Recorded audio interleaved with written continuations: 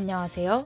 일상의 안전과 더 나은 내일을 함께 고민하는 법석인의 범죄예방연구소입니다. 오늘도 여러분과 함께 목소리로 인사드릴 수 있어 정말 반갑습니다. 11월은 공식적으로 아동학대 예방의 달입니다.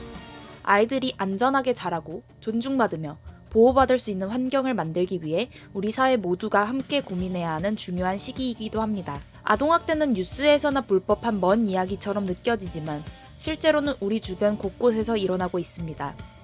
2023년 기준 신고된 아동학대 의심 건수는 약 4만 6천 건, 실제 학대로 확인된 사례도 수만 건에 달합니다. 특히 그중 80% 이상이 가정 내부에서 발생한 학대였습니다.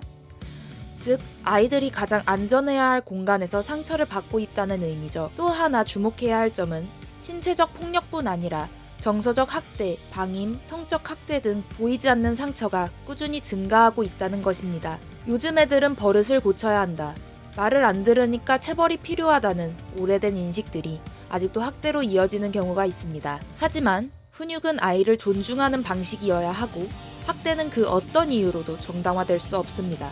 학대를 당하는 아이들은 대부분 도움을 직접 요청하지 못합니다. 이유는 두려움, 부끄러움 또는 이게 잘못된 일인지를 조차 모르는 경우 때문입니다. 그래서 어른인 우리는 아이들이 보내는 신호를 먼저 알아차려야 합니다. 대표적인 신호로는 이유를 설명하지 못하는 멍이나 상처가 반복될 때, 지극히 위축되어 있거나 어른 눈치를 심하게 볼 때, 말수가 줄고 표정이 사라질 때, 심한 불안증, 수면장애, 과도한 공격성 등의 행동 변화를 보일 때, 또 어딘가를 유독 두려워할 때, 이런 변화는 단순한 성격 문제가 아닐 수 있습니다. 아이들의 작은 신호는 도움을 요청하는 구조 요청일 수 있죠. 그리고 우리는 이 신호를 민감하게 받아들이는 어른이 되어야 합니다. 아동학대는 단순히 때리거나 소리를 지르는 것만을 의미하지 않습니다.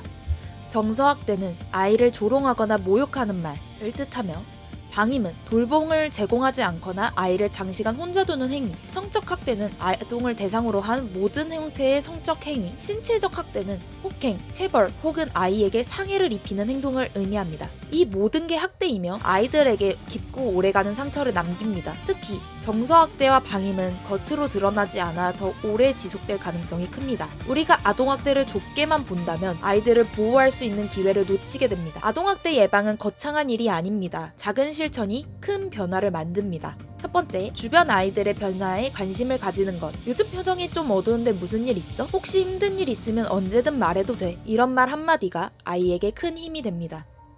둘째, 학대가 의심될 때 곧바로 신고하는 용기. 신고는 선의의 개입이며 법적으로도 신고자의 신원은 철저히 보호됩니다. 아동학대 신고 전화는 112, 아동보호전문기관 등에도 신고하실 수 있습니다.